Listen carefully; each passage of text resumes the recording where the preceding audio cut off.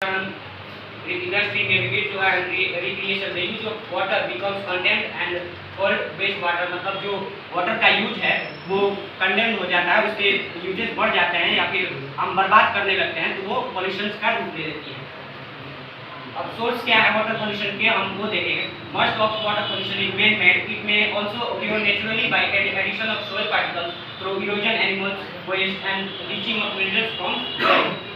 जितना भी पानी का पोल्यूशन है हम कह सकते हैं कि वो नेचुरली आती हैं सोयल पार्टिकल्स के ऐड होने से पानी में, और इरोजन से, एनिमल वेस्ट जो होते हैं उनसे, और रॉक्स के जो छोटे छोटे पार्टिकल्स होते हैं वो हमारे बालू जिसे कहते हैं सोयल, उसमें बदल के हमारे नदियों को या तालाबों को गंदा करती हैं।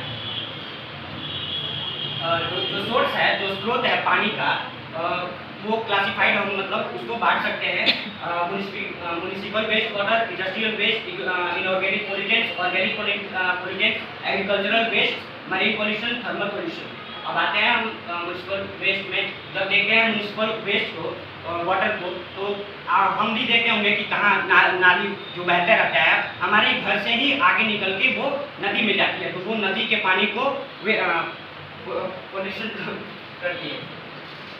अब आते हैं इंडस्ट्रियल वेस्ट से। The major source of water pollution is the waste water discharge from industries and commercial bodies, industries, chemical, metallurgical and food processing industry, textile, paper industry. They discharge several organic and inorganic pollutants that provide highly toxic to living organisms. जैसे कहीं factory होती है उसमें का पानी use होता है, जैसे लोहे का जंग खाया, लोहे का धोएंगे उसका पार्टिकल जाएगा नदी में, या फिर अन्य बहुत से तरीके हैं।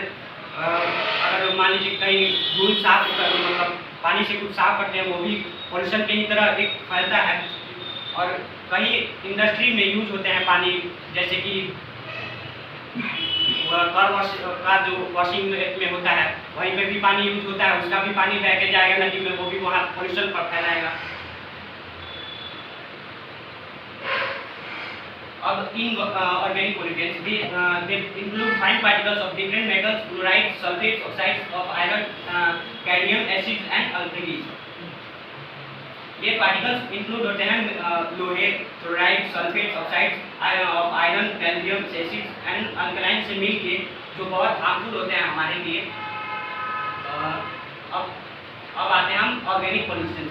दे include oils, fats, phenols, organic acids, waste and several other organic compounds. जैसे हम ऑयल्स खाते हैं या फैट किसी न किसी रूप में वो नदी में चले जाते हैं, फिर वहाँ से समुद्र में समुद्री जीवों को नुकसान पहुँचाते हैं। कभी कभी पिछले हाल ही में हुआ था कि एक प्लास्टिक का जो एक कछुए को फंस गया था, उसका फिर वैज्ञानिक उनको मतलब बहुत दिनों से वो बड़ा हो गया था उसी में फंसे हुए, तो फिर उसे काटा गया। और मतलब आपको देखे होंगे या नहीं देखे होंगे फिर।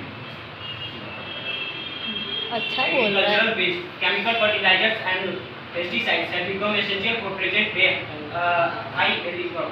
आजकल मतलब ज़्यादातर पैदावार लेने के लिए हम लोग फर्टिलाइजर यूज करते हैं, चाहे गेहूँ हो गया, चावल हो गया, या फिर किसी भी मतलब और एग्रीकल्चरल मतलब उसको फिर वो जाएगा नदी में, जैसे हमने आपको बताया नदी में जाएगा, नदी को पोल्यूट करेगा।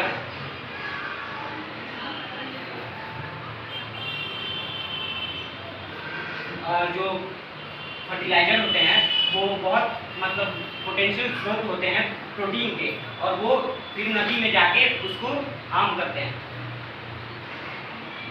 Excess fertilizers may reach the ground water by leaching or may be mixed with surface water of